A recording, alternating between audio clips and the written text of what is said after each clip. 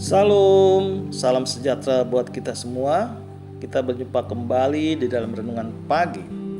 Sebelum kita mendengar firman Tuhan dan merenungkannya, marilah kita berdoa bersama-sama. Bapa kami surga, Bapa yang kami kenal, di dalam nama Tuhan Yesus Kristus, kami mengucapkan terima kasih atas berkat Tuhan di pagi hari ini. Kami mau mendengar firman-Mu dan merenungkannya. Terimalah doa dan persembahan kami ini di dalam nama Tuhan Yesus Kristus. Amin.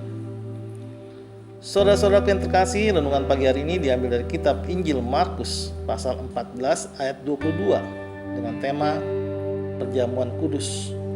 Markus pasal 14 ayat 22. Sebab inilah firman Tuhan.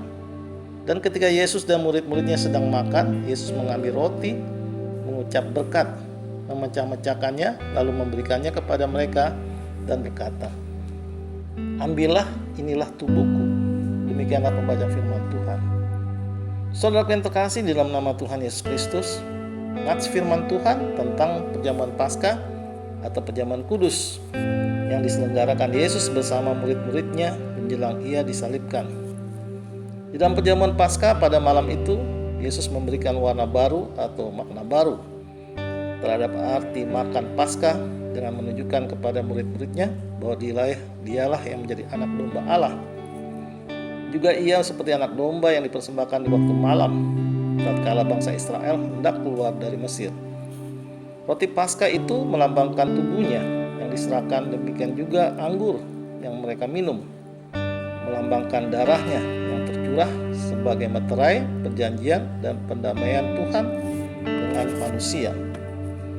Sebelum malam perjamuan Paskah itu, murid-murid Yesus bertanya kepada Yesus tentang di mana tempat mereka pergi untuk mempersiapkan perjamuan Paskah. Tertulis di ayat 12 sampai dengan ayat 25 di kitab Markus pasal 14 ini. Pada hari pertama dari hari raya roti tidak beragi, pada waktu orang menyembelih domba Paskah, murid-murid Yesus berkata kepadanya, "Ke tempat mana engkau hendaki kami pergi mempersiapkan perjamuan Paskah bagimu?" Lalu ia menyuruh 2 orang muridnya dengan pesan, "Pergilah ke kota, di sana kamu akan bertemu dengan seorang yang membawa kendi berisi air. Ikutilah dia, dan katakanlah kepada mereka pemilik rumah yang dimasukinya, pesan guru, di manakah ruangan yang disediakan bagiku untuk makan Paskah bersama-sama dengan murid-muridku?" Lalu orang itu akan menunjukkan kamu sebuah ruangan atas yang besar, yang sudah lengkap dan tersedia. Disitulah kamu harus mempersiapkan perjamuan Paskah untuk kita. Maka berangkatlah kedua murid itu, dan setibanya di kota, didapati mereka semua seperti yang dikatakan Yesus kepada mereka. Lalu mereka mempersiapkan Paskah. Setelah hari malam, datanglah Yesus bersama-sama dengan ke-12 murid itu. Ketika mereka duduk di situ dan sedang makan, Yesus berkata, "Aku berkata kepadamu, sesungguhnya seorang di antara kamu akan menyerahkan aku. Itu dia yang makan dengan aku." Maka sedihlah hati mereka, dan seorang demi seorang berkata kepadanya, "Bukan aku, ya Tuhan." Ia menjawab, "Orang itu ialah salah seorang dari kamu, yang 12 ini. Dia yang mencelupkan roti ke dalam satu pinggan dengan aku. Anak manusia memang akan pergi sesuai dengan yang ada tertulis tentang dia, akan tetapi celakalah orang yang olehnya anak manusia itu diserahkan. Adalah lebih baik bagi orang itu sekiranya ia tidak dilahirkan."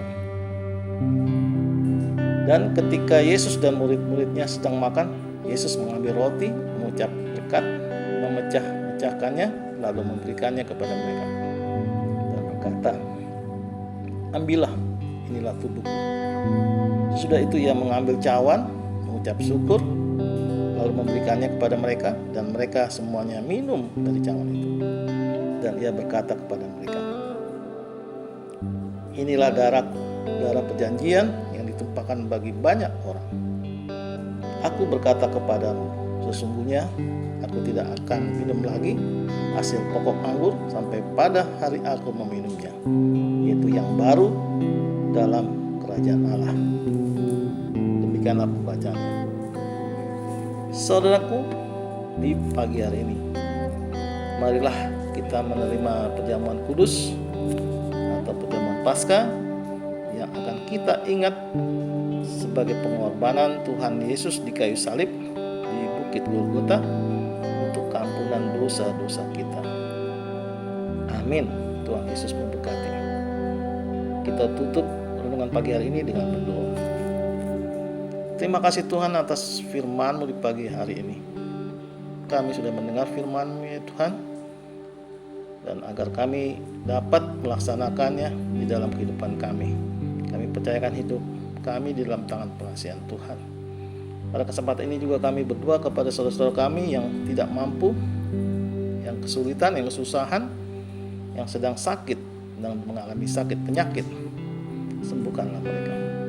Tuhan, ampuni akan salah kami, kiranya Engkau selalu berkenan kepada kami. Di dalam nama Tuhan Yesus Kristus kami sudah berdoa dan bersyukur.